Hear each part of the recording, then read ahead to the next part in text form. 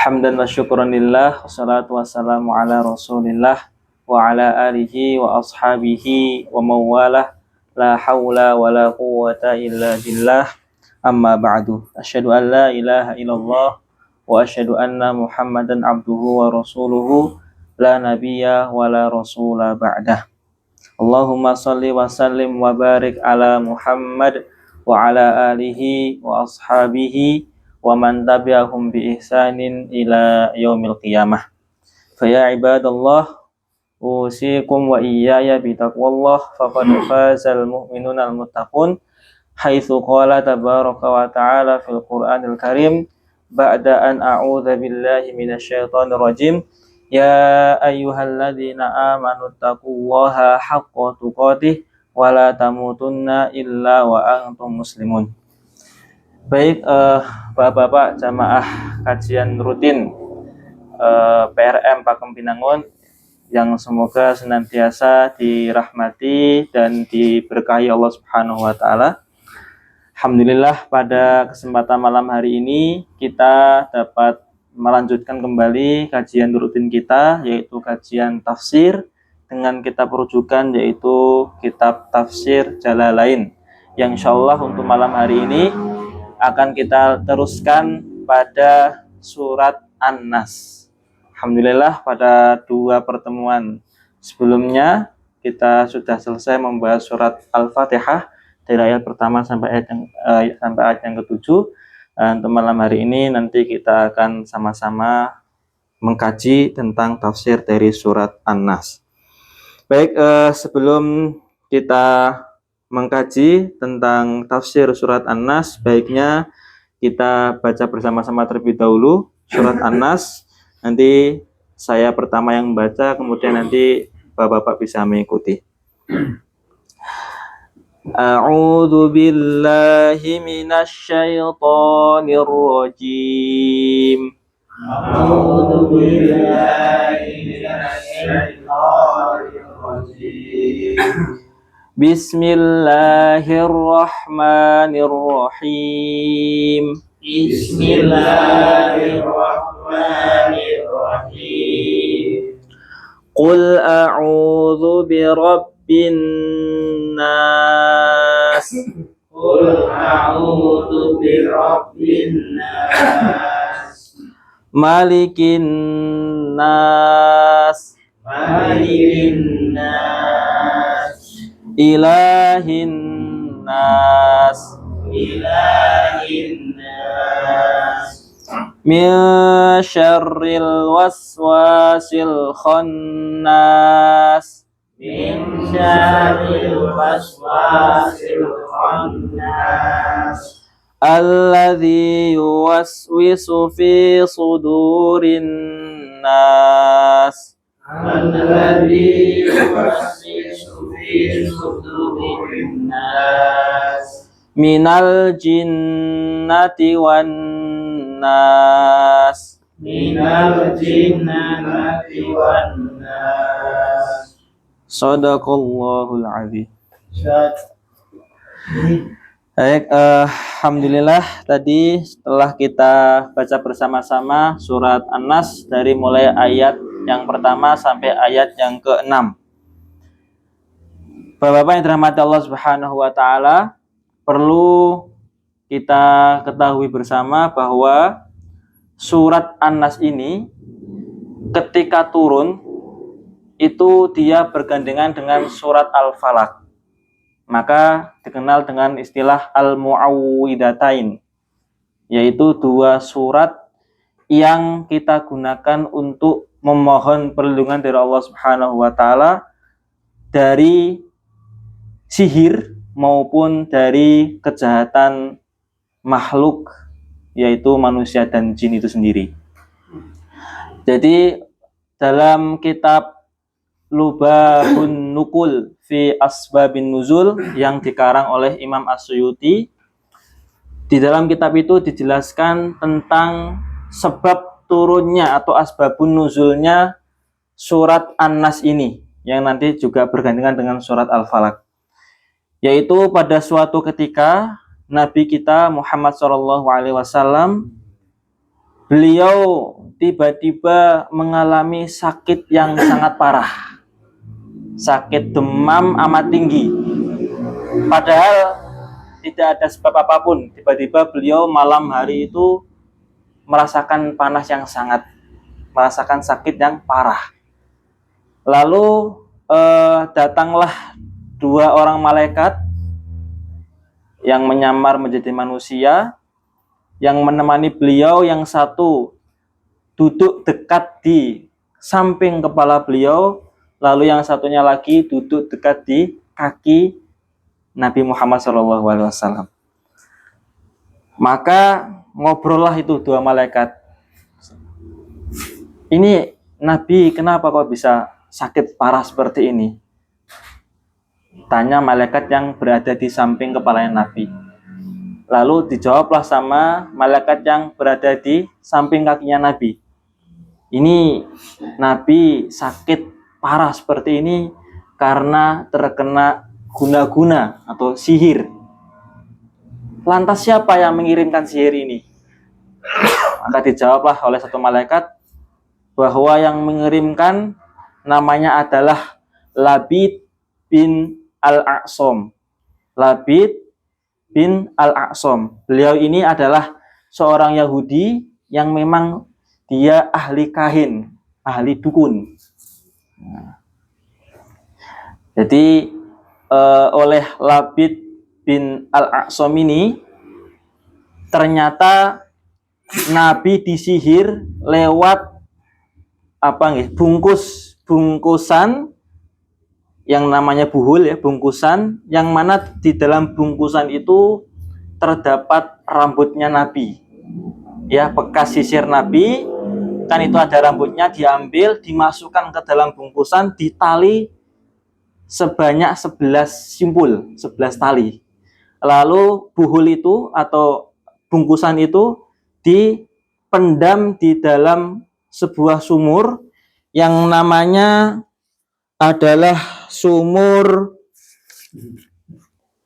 di sini dikatakan sumurnya adalah Bi'ru Ali Fulan, maksudnya sumur milik seseorang, tapi tidak disebutkan nama sumurnya, nama apa namanya.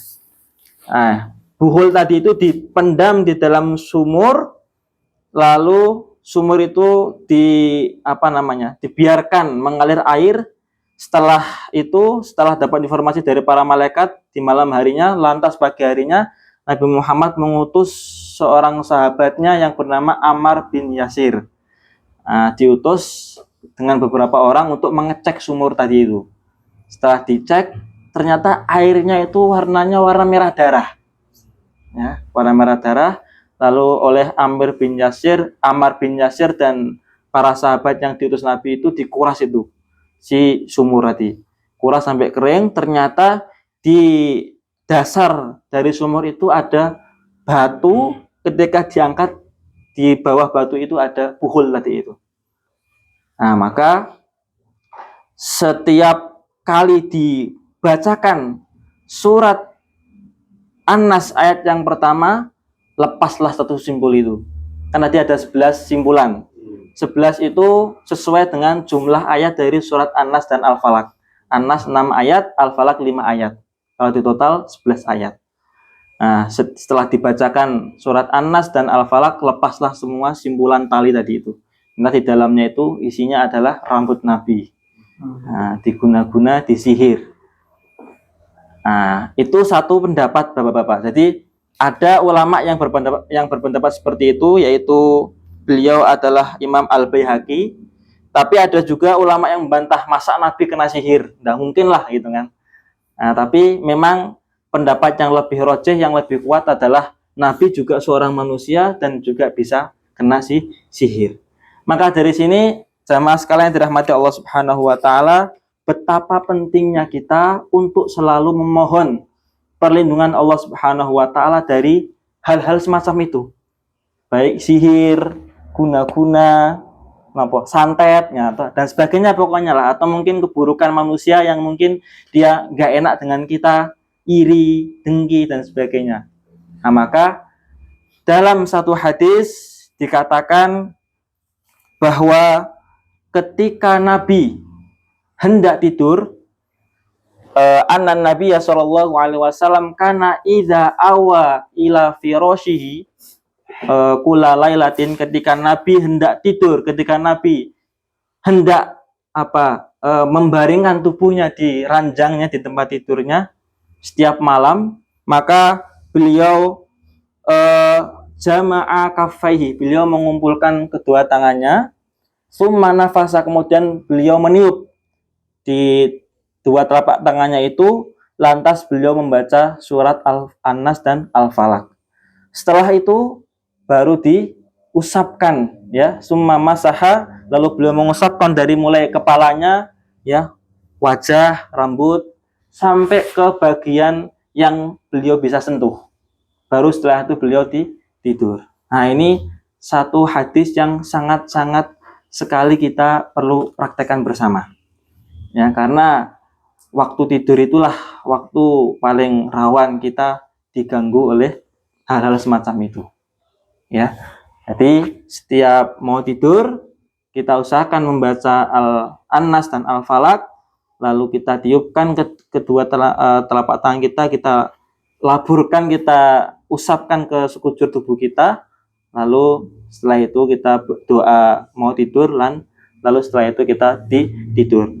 Itu satu hadis. Kemudian ada hadis lain yang mengatakan, barang siapa yang membaca Qul huwallahu ahad ditambah al-mu'awwidhatain, yaitu surat Al-Falaq dan An-Nas 3 kali, baik di waktu pagi, yaitu waktu ketika ba'da subuh sampai menjelang terbitnya matahari, maupun di waktu sore, yaitu mulai dari ba'da asar sampai terbenamnya matahari sampai sholat maghrib, maka dalam seharian itu dia akan dijaga oleh Allah Subhanahu wa Ta'ala. Nah, itulah diantara keutamaan-keutamaan kita membaca surat An-Nas, Al-Falaq plus Al-Ikhlas 3 kali setiap pagi dan petang. Insya Allah kita akan terhindar dari hal-hal semacam itu, kesurupan lah atau apalah, ya. Kalau pernah dengar penjelasan dari ustadz-ustadz yang memang beliau pakar di ru'yah yang paling ampuh itu adalah ru'yah diri kita sendiri. Ya, diri kita sendiri yang tahu kondisi kita, yang tahu dalam-dalamnya kita, ya, kita yang pantas untuk meru'yah diri kita sendiri. Maka salah satu ru'yah yang diajarkan Nabi tadi, setiap pagi petang baca surat Al-Ikhlas, Al-Falaq, An-Nas 3 kali, dan setiap mau tidur baca surat An-Nas, Al-Falaq sekali, lalu doa mau tidur, lalu dilaburkan, diusapkan di sekujur badan kita. Baik, Bapak-Bapak yang dirahmati Allah Subhanahu wa Ta'ala, itu sekilas tentang sebab turunnya surat An-Nas ini. Meskipun surat An-Nas ini turun ketika pada kasusnya Nabi, yaitu Nabi kena sakit tadi, tapi karena di ayatnya tidak disebutkan nama Nabi, yaitu dia umum, Qul a'udzu birabbin nas, katakanlah aku berlindung kepada Robnya manusia. Kalau kita mempelajari satu ilmu, yaitu namanya ulumul Quran, ketika kita dapati satu ayat dan di ayat itu tidak tertuju pada satu orang, maka kejadian yang sama akan terjadi juga di waktu yang lain dan pada orang yang lain juga. Nah, jadi meskipun ini suratnya turun karena kasusnya Nabi, tapi bisa jadi nanti kejadian yang menimpa Nabi itu juga akan terulang lagi di masa, di waktu, dan pada orang yang berbeda. Nah, maka di ayatnya tidak dikasih kata-kata nama Nabi di situ. Nah, maka Qul a'udzu birabbin nas, katakanlah aku berlindung pada Tuhannya manusia. Yaitu di situ menggunakan kata Rob. Rob yang artinya kholiquhum. Ya, Rob ketika disebutkan di dalam ayat dalam satu surat di dalam Al-Qur'an, maka makna Rob yang pertama adalah kholiq, pencipta kita. Kemudian wa malikuhum, dan pemilik kita. Lalu wa murabbihim, yaitu zat yang memelihara kita, warozak, dan zat yang memberi kita rezeki. Jadi di ayat pertama surat An-Nas ini itu seakan-akan memberikan kesan kepada kita bahwa kita dalam menjalani hidup ini tidak perlu khawatir. Ya, kita diciptakan Allah, kita dipelihara Allah, kita dimiliki oleh Allah, dan kita sudah diatur rezekinya sama Allah. Tidak perlu pusing-pusing besok mau makan apa. Tidak perlu pusing-pusing gimana kita mau mengurus hidup kita. Karena Allah itu beda dengan pabrik yang membuat spidol, pabrik yang membuat handphone bapak-bapak sekalian. Kalau misal HP-nya Xiaomi misalnya, pabrik Xiaomi setelah buat HP dijual, ya udah nggak bakal urusan nanti HP-nya mau kemana, ke negara mana, nggak urusan. Nah, tapi kalau Allah menciptakan kita, tidak hanya kita dilepaskan begitu saja, tidak, tapi kita tetap diawasi, diatur, dipelihara, diberikan rezeki. Nah, maka itu seakan-akan memberi isyarat bahwa ayat pertama surat An-Nas itu meninggikan mental kita, bahwa kita dalam menjalani kehidupan itu harus optimis. Sudah ada yang ngatur kok, sudah ada Tuhan kita kok. Kenapa kita pesimis dalam dalam menjalani kehidupan ini? Nah, kemudian khussu bidzikri tasyrifan lahum. Maksudnya kenapa dalam ayat pertama surat An-Nas ini menggunakan lafal An-Nas, birabbin nas, qul a'udzu birabbin nas. Kenapa tidak qul a'udzu birabbil alamin misalnya, seperti surat Al-Fatihah ayat yang kedua itu. Ya. Nah, maka di situ ada rahasianya bahwa kata An-Nas itu menunjukkan kemuliaan bagi manusia itu sendiri. Jadi An-Nas di dalam Al-Quran disebutkan kurang lebih 241 kali. Dan An-Nas merupakan bentuk jamak, bentuk plural. Nah, bentuk jamak ini nggih. Misal al-muslimun itu bentuk jamak. Mufradnya atau kata tunggalnya al-muslimu. Nah, mu'minun itu jamak, tunggalnya mu'minun. Terus An-Nas itu jamak, tunggalnya al-insu, ya, al-insu. Maka nanti kita juga ketika membaca Al-Qur'an akan mendapati kata al-insu, al-insan, al-bashar. Nah, itu nama-nama lain dari manusia dan masing-masing kata itu punya artinya sendiri-sendiri. Nah, maka ketika diucapkan, ketika kita membaca satu ayat di situ menggunakan lafal An-Nas, maka di situ memiliki 3 arti sekaligus. Yang pertama adalah al-insu, bentuk mufradnya, bentuk tunggalnya, yaitu bahwa An-Nas itu sifatnya dia tampak. Ya, manusia harus tampak, kalau nggak tampak bukan manusia. Dan juga al-insu itu artinya jinak, lemah lembut, ramah. Nah, kalau ada orang yang kasar, itu kemanusiaannya perlu dipertanyakan. Jadi ketika kita disebutkan dengan nama An-Nas, maka sifat kita yang pertama tampak dan kita lemah lembut.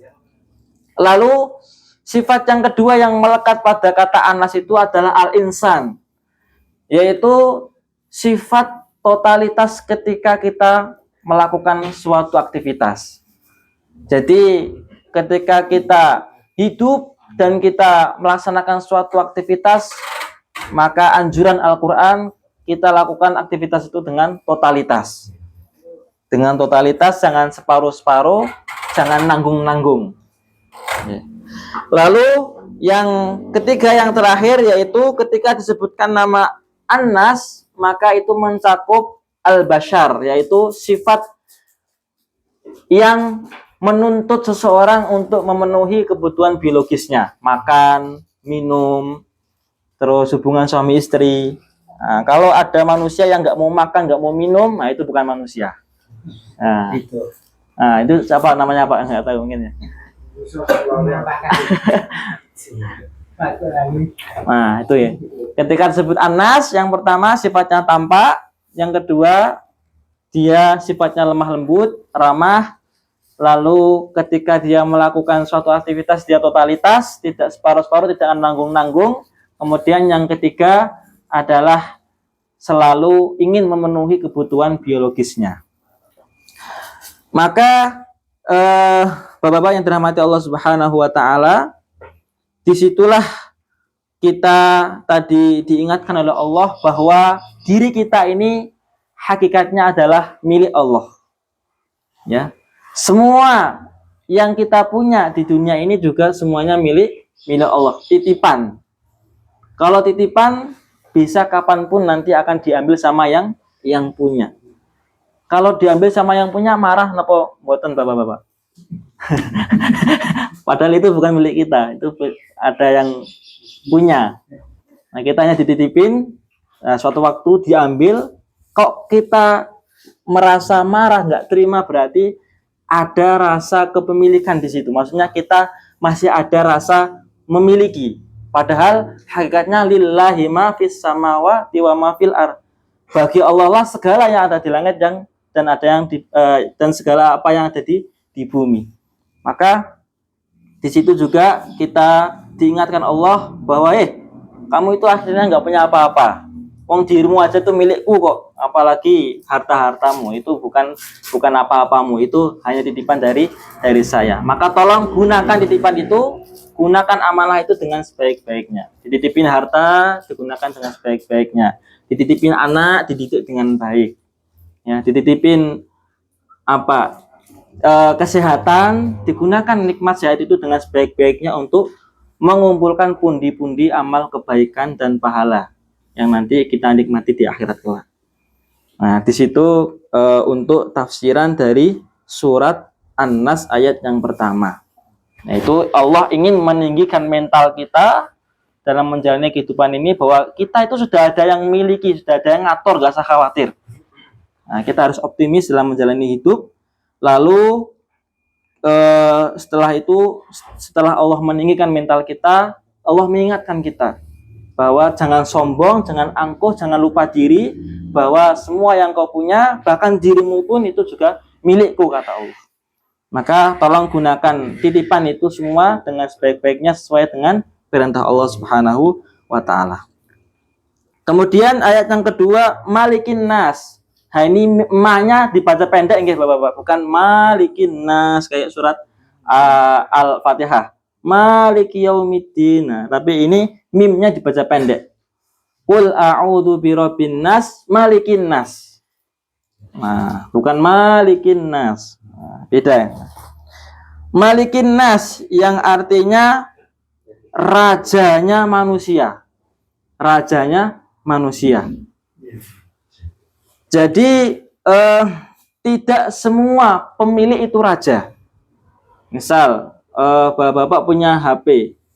Apakah bapak-bapak seorang raja? Nah, belum tentu. Jadi tidak semua pemilik itu raja. Tapi setiap raja pasti memiliki. Ya. Mungkin di negara-negara yang konstitusionalnya bukan, atau bentuk negaranya bukan republik misalnya, atau kerajaan, pasti semua aset, semua yang ada di dalam negara itu milik pribadinya si raja. Nah, tapi ini Malikin Nas, rajanya manusia, rajanya di atas raja-raja yang lain. Nah, tadi setelah di ayat pertama Allah tinggikan mental kita. Nah, di ayat kedua ini Allah menurunkan, maksudnya Allah menyeimbangkan ego kita, bahwa kita ada raja yang perlu kita takutin, perlu kita taati. Ya, Malikin Nas yaitu raja di atas raja. Maka setelah kita tahu bahwa Allah adalah Rabb kita, yang mencipta kita, yang memelihara kita, yang memberi rezeki kita, lalu Allah adalah Malikin Nas, rajanya kita, maka di ayat ketiga Allah tegaskan kembali Ilahin Nas, yaitu Allah adalah sesembahan manusia. Nah, di ayat ketiga ini Allah mengingatkan bahwa ternyata ada di antara manusia itu yang tidak menyembah Allah, melainkan menyembah selain Allah, menyembah makhluknya, menyembah batu, menyembah pohon, menyembah hantu. Nah, kan di surat Al-Jin juga disebutkan ya, bahwa ada segolongan manusia itu yang meminta tolong kepada segolongan jin. Ya. Surat Al-Jin ayat ke-6. Nah, maka setelah kita dikuatkan akidahnya dengan kita mendalami ayat pertama sampai ketiga surat An-Nas ini semua tentang akidah. Jadi kalau Bapak-bapak ingin mempelajari akidah, itu baiknya belajar dari juz 30 dulu. Karena juz 30 semuanya isinya tauhid atau akidah. Tidak ada ya di surat An-Nas itu tata cara sholat, perintah zakat, perintah puasa, perintah haji, itu tidak ada. Itu nanti di ayat-ayat Al-Baqarah ke atas. Tapi kalau juz 30 itu biasanya mayoritasnya pembahasan tentang akidah atau tauhid. Nah, di ayat 1 sampai 3 tadi, qul a'udzu birabbin nas, malikin nas, ilahin nas, itu ingin menguatkan akidah kita.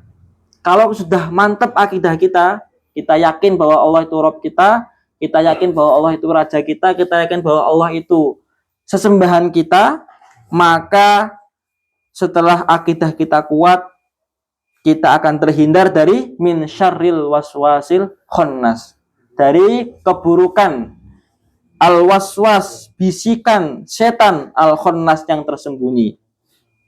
Ya.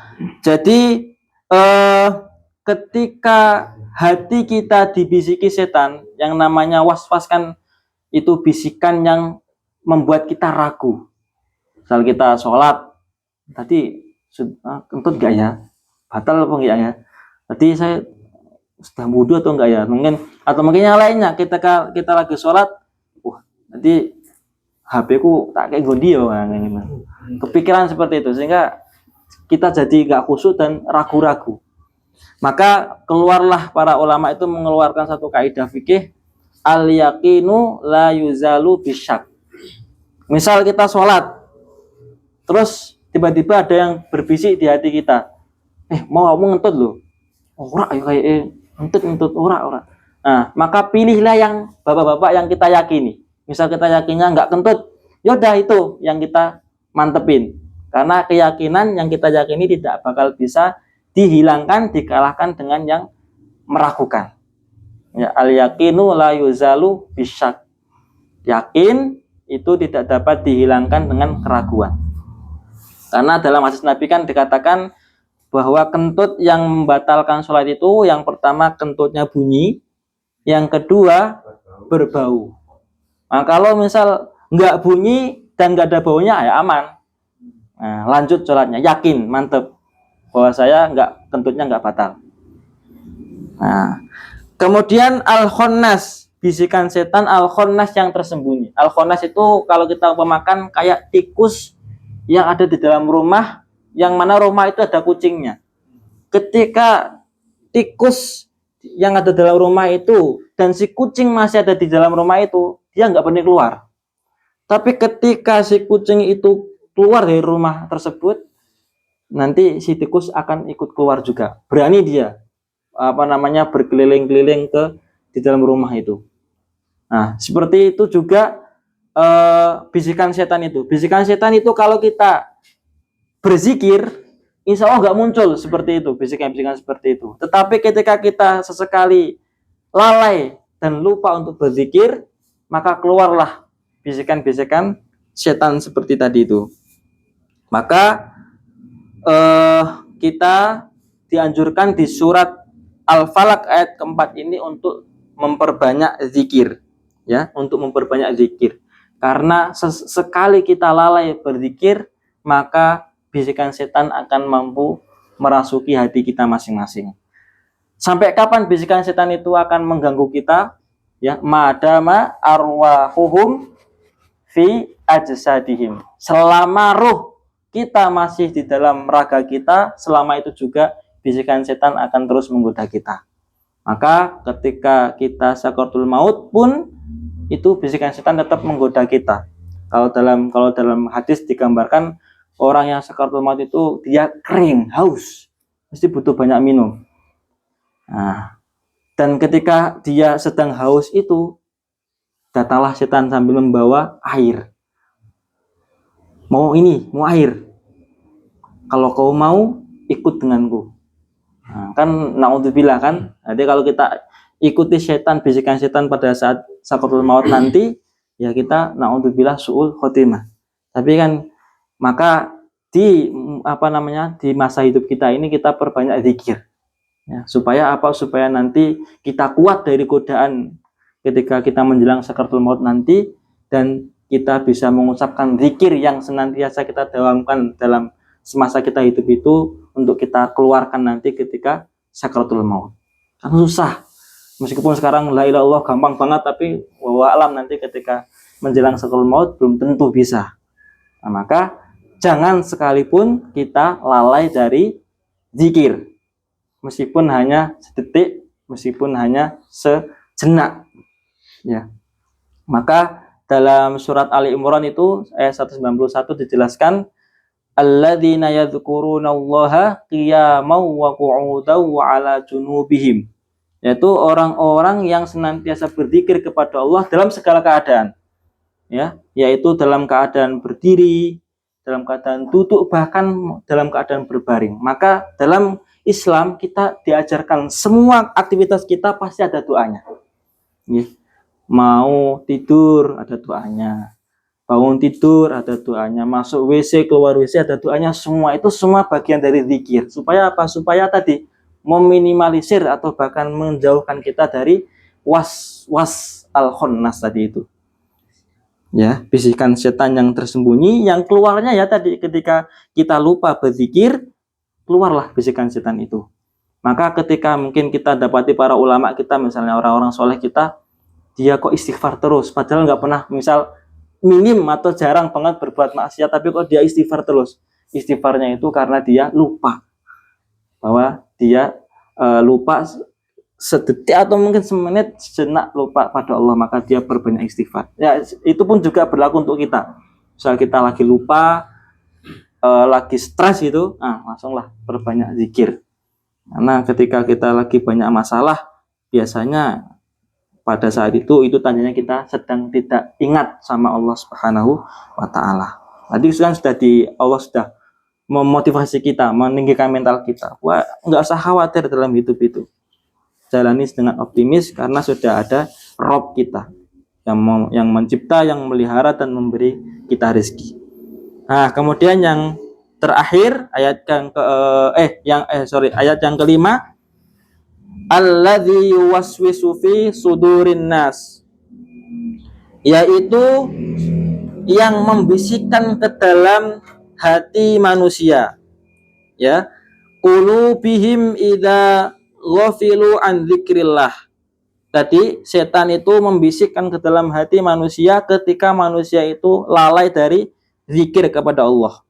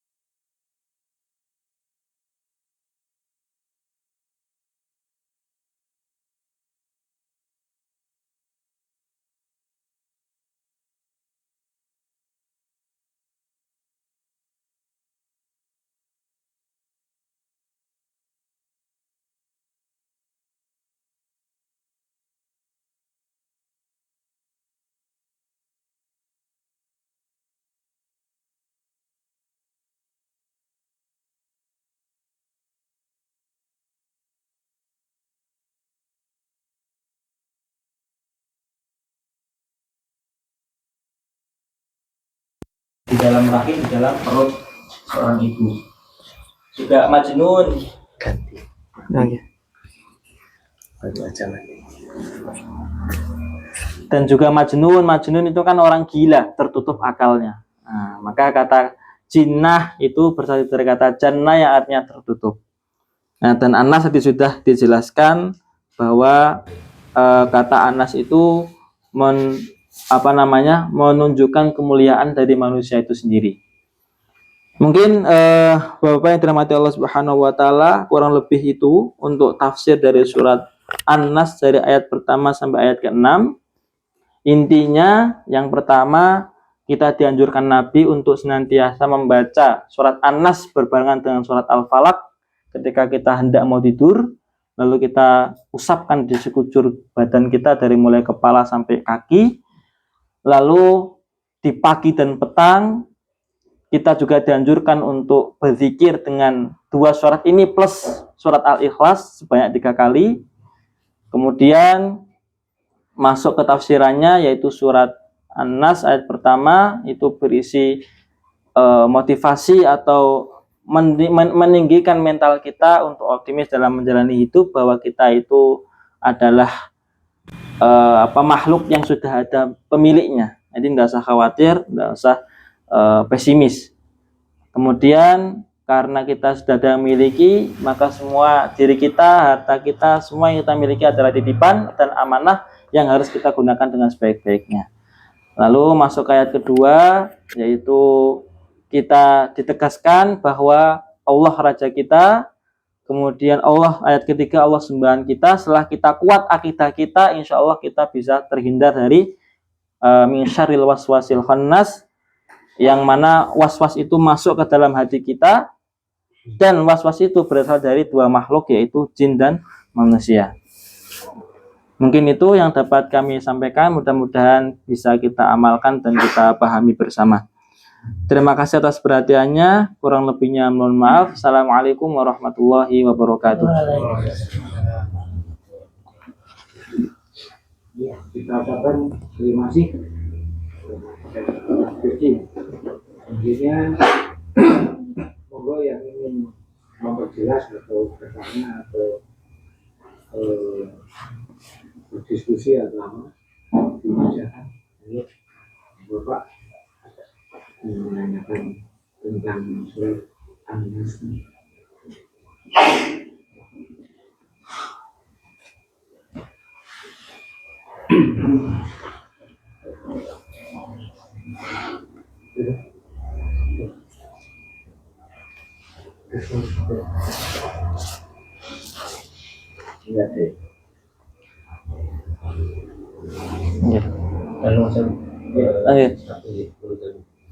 Ini mungkin ada banyak dikit, tapi tadi membahas tentang keraguan di hulu ya.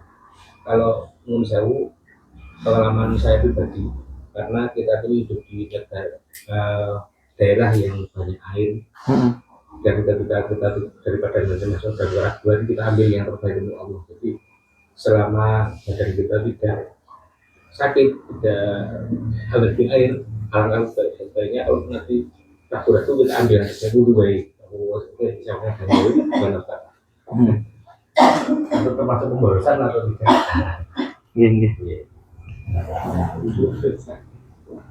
Iya. Memang tadi kaidah al-yaqinu la yuzalu bisyak itu memang ketika kita misal ini kayak sama, misal kita sholat nih, sholat ini udah rakaat kedua atau ketiga ya, nah, maka anjuran para ulama ambil yang paling sedikit untuk jaga-jaga. Bisa jadi mungkin daripada kurang lebih baik lebihan. Nah, daripada nggak sempurna mending lebih, nggak apa-apa. Sama kayak tadi misal kita wudhu terus kita ragu-ragu, wah ini kalau misal nggak saya wudhu lagi nanti malah batal sholat. Maksudnya kan wudhu kan salah satu syarat sahnya sholat.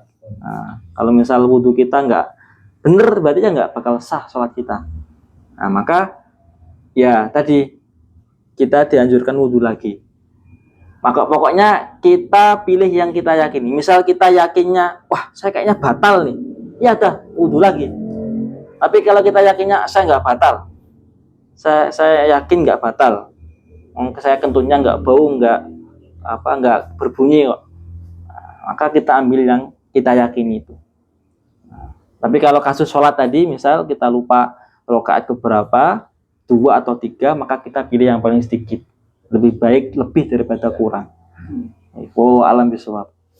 Kalau ini Ustaz. Iya. Oke.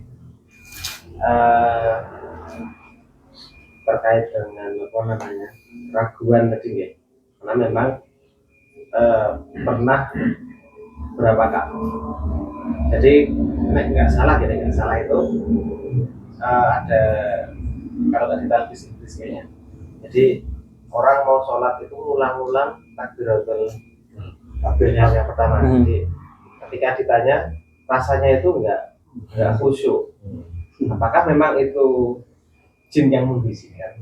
Karena sampai di tengah-tengah pun sudah berjalan, saya terganggu ketika sampai saya itu sudah sampai ihdinas siratal mustaqim itu masih tanda lagi terus ini lagi ini ya. Nah, maka itu juga termasuk bagian dari was-was yang kita termasuk minta perlindungan dari yang tersebut atau itu. Ya, nanti kalau dari saya sendiri, Ustadz Ali, ini ya belum baca untuk buku itu Talbisul Iblis karangan Ibnu Qayyim ya, itu siapa nih? Ya Ibnu Jauzi. Nah, jadi PR buat saya. Nanti saya baca lagi untuk buku Talbisul Iblis itu terkait dengan kasus seseorang yang terus mengulang takbiratul ihram karena dirasa kurang mantep gitu. Nah, kalau nggak mantep itu kayak kurang, atau ya mungkin ibadahnya madhab marmiyah ya. Kalau nggak marem nggak marem. Oh alam nanti kita saya baca lagi PR, insya Allah pertemuan selanjutnya. Karena yang beberapa itu ada yang tadi itu benar. Bagaimana ketika sebenarnya itu ada ibadah boleh kita mengambil rukhsah. Nah, tapi sebagiannya memang merasa tidak mantap ketika perjalanan Jogja Jakarta pakai pesawatnya cuma 1 jam, paling ditambah nunggu kan ya 3 jam atau talam. Masuk kayak gitu bisa ngambil kosor ya. Kalau itu sih sejauh perjalanan itu kan boleh saja itu loh. Iya, boleh saja. Itu lepas. Bahkan barangkali hanya perjalanan kita sampai ke kota aja itu sudah boleh. Iya. Jadi ya. Atau itu kan cuma fasilitas gitu ya. Fasilitas itu kan mau dipakai apa enggak, monggo gitu loh. Istilahnya masih buat 1 miliar untuk bantuan gitu. Betul. Ya. Satu lagi, ini fenomena 3 surat ini kan sangat fenomena di kalangan umat kita, terutama yang kalangan bawah. 3 surat ini menjadi andalan utama, apapun hajat selalu dibaca. Nah, firman ini apakah ini betul atau tidak atau gimana untuk menyikapi hal ini? Ada hajatan kelahiran baca itu, ada di kematian ada baca itu, ada di tadi disampaikan Ustaz bahwa surat ini lebih utamanya dibaca pada waktu pagi maupun petang. Demikian Ustaz. Ya. Baik, bismillah, coba jawab ya Pak. Jadi sebenarnya masih banyak sekali baik keutamaan dari al-mu'awwidhatain yaitu al-Nas dan al-Falaq maupun al-Ikhlas itu sendiri. Bahkan ada satu hadis di situ dikatakan seorang sahabat itu ketika jadi imam itu seluruh rakaatnya bacaannya al-Ikhlas semua. Langsunglah itu ketika sampai Madinah disampaikan, dilaporkan sama Nabi. Ya Nabi, tadi saya dimamin sama si itu kok baca suratnya ketika surat Al-Ikhlas semua. Dipanggil lah sahabat tadi yang imam tadi. Panggil, benar tadi kamu sholat rokaatnya semua baca Al-Ikhlas setelah Al-Fatihah itu ya. Iya benar. Kenapa kamu baca seperti itu? Karena Al-Ikhlas itu menjelaskan sifat-sifatnya Allah, Maha Esanya Allah, dan saya suka membaca surat itu. Maka dijawab Nabi bahwa dirimu bersama dengan Allah. Ya, seseorang itu akan bersama dengan yang dicintainya. Jadi kan dari situ kita paham bahwa dalam keadaan apapun, bahkan sholat sekalipun, bahkan kalau di depan saya tuh witir atau ini ya tahajud, witir atau tarawih itu bahkan bisa 23 rakaat itu ahli kelas semua. Ahli kelas semuanya. Ya. Kalau kita mengambil keumuman dari hadis tadi dengan segala keutamaan lainnya nggih, Anas, Al-Falaq, Al-Ikhlas itu tentu tidak mengapa kalau dalam segala hajat kita selalu mengandalkan 3 surat itu. Toh itu surat mungkin bagi orang awam pun yang paling gampang dihafalkan dan paling sering didengar. Daripada nggak baca apa-apa, baca yang lain-lain lebih baik baca 3 surat itu. Nah, dengan harapan ya melatih lisan kita yang pertama untuk terbiasa baca ayat-ayat Al-Qur'an. Yang kedua nggih, kita mengharapkan keutamaan dari masing-masing ayat itu. Bahkan dikatakan Al-Ikhlas itu kan sulusul Quran, sepertiganya Quran. Jadi kalau kita baca sekali surat Al-Ikhlas itu sepertiga, kalau kita baca 3 kali khatam Al-Qur'annya. Wallahu a'lam bishawab seperti itu.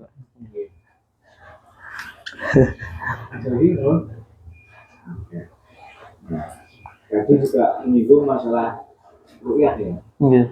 Ayat ini bisa untuk ketika dibagi atau disini. Iya. Ini caranya ini. Iya. Ini ada yang belum paham. Kalau kalau ru'yahnya di sini lebih ke mencegah sebelum terjadi. Nah ya tadi dianjurkan Nabi sebelum tidur pagi dan petang itu untuk menangkal itu. Ya mungkin minimalnya bisa mengurangi itu, atau alhamdulillahnya bisa menangkal seluruhnya itu. Nah semisal kok qadarullah kita sudah baca ini sudah, tapi tetap aja misal di mimpi buruk misalnya, atau naudzubillah sampai segitunya kesurupan dan sebagainya, naudzubillah, ya tentu kita perlu ikhtiar ya dengan cara tadi mungkin panggil orang yang lebih soleh dari kita misalnya. Tapi kalau ru'yah di sini ru'yah lebih ke pencegahan, preventif sebelum terjadi seperti itu, untuk melindungi diri kita.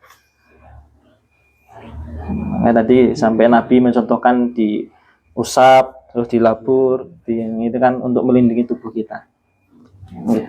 Oh alam besok. Di kasus yang diriwayatkan lagi kan duhul itu ditemukan.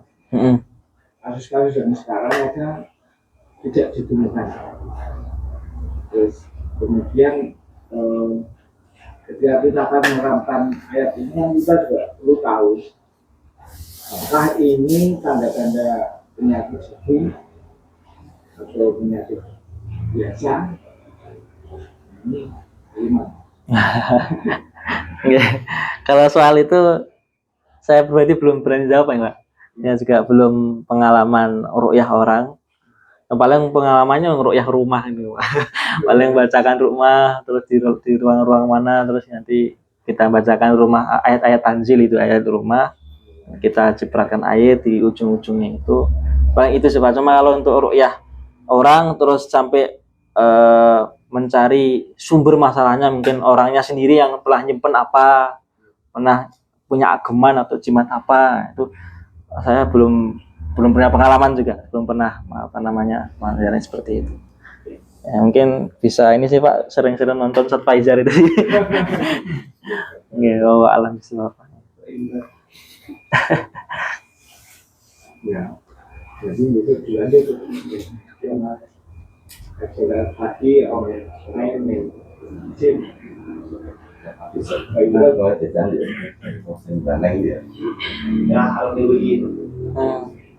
Jangan. terus ya lupa kasih saya